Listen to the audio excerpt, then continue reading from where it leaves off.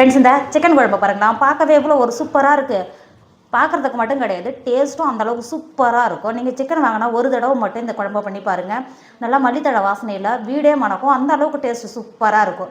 நீங்கள் ஹோட்டல் போனால் கூட இந்த அளவுக்கு டேஸ்ட்டு சூப்பராக இருக்குமான்னு தெரியாது, அந்த அளவுக்கு டேஸ்ட்டு சூப்பராக இருக்கும். கண்டிப்பாக நீங்கள் சிக்கன் வாங்கினா மறக்காமல் இந்த மாதிரி ஒரு தடவை குழம்பு பண்ணி பாருங்கள். அந்த அளவுக்கு டேஸ்ட்டை கொடுக்கும். நீங்கள் பண்ணி பார்த்துட்டு மறக்காமல் எப்படி இருந்ததுன்னு கமெண்ட் பண்ண மறந்துடாதீங்க. இன்றைக்கி நம்ம சிக்கன் குழம்பு தான் செய்ய போகிறோம். எப்படி செய்யலான்னு பார்க்கலாமா? Hi friends, welcome to Kerala சமையல். கேரளா சமையலில் நம்ம சிக்கன் குழம்பு தான் பண்ண போகிறோம். வாங்க எப்படி செய்யலான்னு பார்க்கலாம். குழம்பு பண்ணுறதுக்கு நான் 1.5 கிலோ சிக்கன் எடுத்திருக்கேன். சிக்கன் அங்கே பாருங்கள், எந்த அளவுக்கு நல்லா க்ளீன் பண்ணி நல்லா கழுவிட்டு தண்ணியை வடிகட்டி எடுத்துன்னு வந்திருக்கேன்.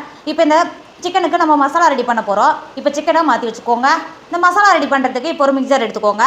3 பழுத்த தக்காளியை நல்லா கழுவிட்டு பெரிய சைஸாக கட் பண்ணி வச்சுருக்கேன். இப்போ இந்த தக்காளியை மிக்சருக்கு மாற்றிக்கோங்க.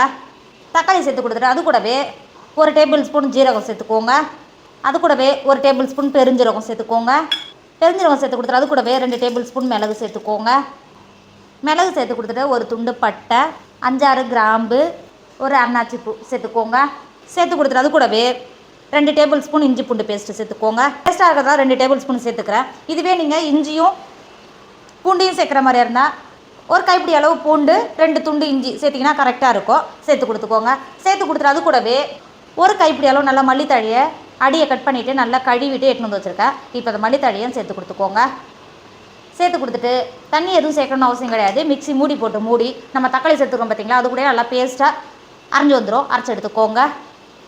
இப்போ பாருங்கள், நம்ம அரைச்சி எடுத்த மசாலா இந்த அளவுக்கு இருக்கணும். இப்போ நம்ம அரைச்சி வந்த மசாலாவை நம்ம கழுவி எடுத்துன்னு வந்திருக்க சிக்கன்லேயே மசாலாவை சேர்த்து கொடுத்துக்கோங்க.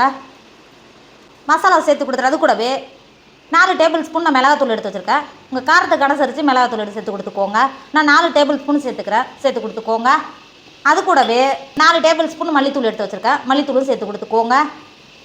மல்லித்தூள் சேர்த்து கொடுத்துட்டு அது கூடவே 1 டேபிள் ஸ்பூன் மஞ்சத்தூள் சேர்த்துக்கோங்க. சேர்த்து கொடுத்துட்டு 2 டேபிள் ஸ்பூன் உப்பு சேர்த்துக்கோங்க.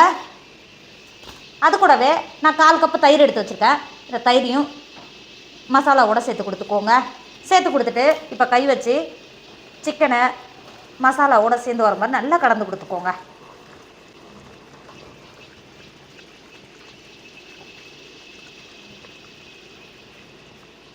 சிக்கனை மசாலாவோட இந்த அளவுக்கு நல்லா கலந்து கொடுத்துட்டு மூடி போட்டு மூடி ஒரு 30 நிமிஷம் மாற்றி வச்சுக்கோங்க. மசாலாவோட சிக்கன் நல்லா ஊறி வந்துடும். மாற்றி வச்சுக்கோங்க.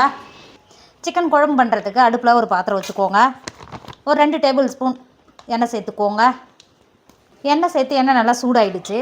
2 கத்து கருவேப்பிலையை உருவிட்டு எடுத்து வச்சுருக்கேன். இப்போ கருவேப்பிலையை உள்ளே சேர்த்துக்கோங்க.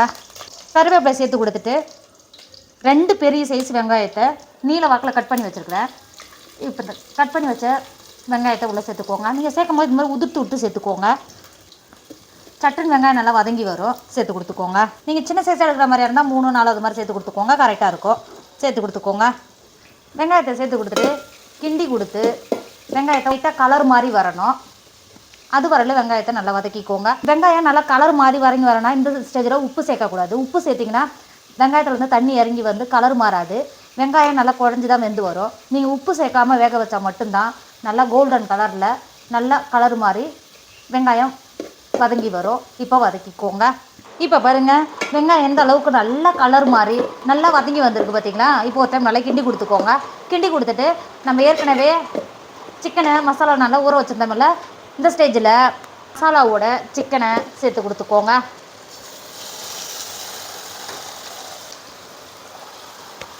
சிக்கனை சேர்த்து கொடுத்துட்டு நம்ம சேர்த்த வெங்காயத்தோட இந்த மாதிரி கிண்டி கொடுத்துக்கோங்க. இந்த அளவுக்கு நல்லா மசாலாவோட சேர்த்து சிக்கனை கிண்டி கொடுத்துட்டு மூடி போட்டு மூடி தண்ணி எதுவும் சேர்க்காமலே ஒரு 10 நிமிஷத்துக்கு வேக விடுங்க. இப்போ பாருங்கள், ஒரு 10 நிமிஷம் ஆயிடுச்சு. நம்ம தண்ணி எதுவும் சேர்க்கல. இங்கே பாருங்கள், சிக்கன்லேருந்து எந்த அளவுக்கு தண்ணி இறங்கி வந்திருக்கு பார்த்தீங்களா. இங்கே பாருங்கள், ஒரு டைம் நல்லா கிண்டி கொடுத்துக்கோங்க. இந்த அளவுக்கு சிக்கனை நல்லா கிண்டி கொடுத்துட்டு சிக்கன் குழம்புக்கு எந்த அளவுக்கு தண்ணி தேவையோ அந்த அளவுக்கு தண்ணி சேர்த்துக்கோங்க. மசாலா போட்டு வச்சுருந்தேன் பார்த்தீங்களா, அந்த பாத்திரத்துலேயே 1/4 கப்பு தண்ணி சேர்த்து பார்த்துக்கிட்ட மசாலா இருந்ததுனால இப்போ ஒரு டைம் நல்லா கிண்டி கொடுத்துக்கோங்க. இந்த அளவுக்கு நல்லா கிண்டி கொடுத்து மூடி போட்டு மூடி சிக்கனை நல்லா சாஃப்டாக வேக விடுங்க. இப்போ பாருங்கள், சிக்கன் எந்த அளவுக்கு நல்லா வெந்து குழம்பு எந்த அளவுக்கு நல்லா எண்ணெய் பிரிஞ்சு வந்துருக்கு பார்த்தீங்களா. இப்போ ஒரு டைம் நல்லா கிண்டி கொடுத்துக்கோங்க. இந்த குழம்பு நல்லா கொதிச்சு சிக்கன் வெந்து வரும்போது வாசனை அந்த அளவுக்கு நல்லா சூப்பராக இருக்கும். இந்த அளவுக்கு நல்லா கிண்டி கொடுத்துட்டு லாஸ்ட்டாக ஒரு டேபிள் ஸ்பூன் டொமேட்டோ கெச்சப் சேர்த்துக்கோங்க. அது கூடவே ஒரு டேபிள் ஸ்பூன் சோயா சாஸ் சேர்த்துக்கோங்க. சேர்த்துட்டு ஒரு டைம் நல்லா கிண்டி கொடுத்துக்கோங்க. இந்த சோயா சாஸும் டொமேட்டோ சாஸும் சேர்க்கும் போது ஹோட்டலில் வாங்குகிற அதே டேஸ்ட் இருக்கும். இப்போ ஒரு டைம் நல்லா கிண்டி கொடுத்துக்கோங்க. கிண்டி கொடுத்துட்டு இந்த ஸ்டேஜில் உப்பு எதாவது கம்மியாக செக் பண்ணிக்கோங்க. செக் பண்ணிவிட்டு உப்பு கம்மியாக இருந்தால் சேர்த்து கொடுத்துக்கோங்க. சேர்த்து கொடுத்துட்டு லாஸ்ட்டாக 2 டேபிள் ஸ்பூன் அளவுக்கு கஸ்தூரி மைத்தி சேர்த்துக்கோங்க. இது வெந்தய இலை நல்லா காய வச்சு கையால் நல்லா பொடிச்சு பேக்கெட் பண்ணது தான். சேர்த்து கொடுத்துக்கோங்க. சேர்த்து கொடுத்துட்டு அது கூடவே உங்கள்கிட்ட இருந்தால் ஒரு கைப்பிடி அளவு மல்லி இலை சேர்த்து கொடுத்துக்கோங்க. இல்லைனா விட்டுடுங்க. சேர்த்து கொடுத்துட்டு ஒரு டைம் நல்லா கிண்டி கொடுத்துக்கோங்க. கிண்டி கொடுத்து குழம்பு இறக்கிக்கோங்க. இப்போ பாருங்கள், சூப்பரான டேஸ்ட்டில் சிக்கன் குழம்பு சூப்பராக ரெடி ஆகிடுச்சு. இதோட டேஸ்ட் அந்த அளவுக்கு சூப்பராக இருக்கும். நீங்கள் பூரி, பரோட்டா, சப்பாத்தி, தோசை, இட்லி இது கூட வச்சு சாப்பிடும்போது அந்த அளவுக்கு டேஸ்ட்டை கொடுக்கும். கண்டிப்பாக நீங்கள் சிக்கன் வாங்கினா இந்த மாதிரி ஒரு தடவை மட்டும் குழம்பு பண்ணி பாருங்கள். அந்த அளவுக்கு டேஸ்ட்டை கொடுக்கும். திரும்பவும் பண்ணுவீங்க. நம்ம மல்லித்தழையெல்லாம் சேர்த்து பண்ணதில் இதோட வாசனை பல மடங்கு இருக்கும். கண்டிப்பாக சிக்கன் வாங்கினா இந்த மாதிரி ஒரு தடவை குழம்பு பண்ணி பாருங்கள். என்னோட வீடியோ உங்களுக்கு பிடிச்சிருந்தா உங்கள் ஃப்ரெண்டு உங்கள் ஃபேமிலிக்கு ஷேர் பண்ணுங்கள். மறக்காமல் கேரளா சமையலை சப்ஸ்கிரைப் பண்ணிக்கோங்க. தேங்க்யூ.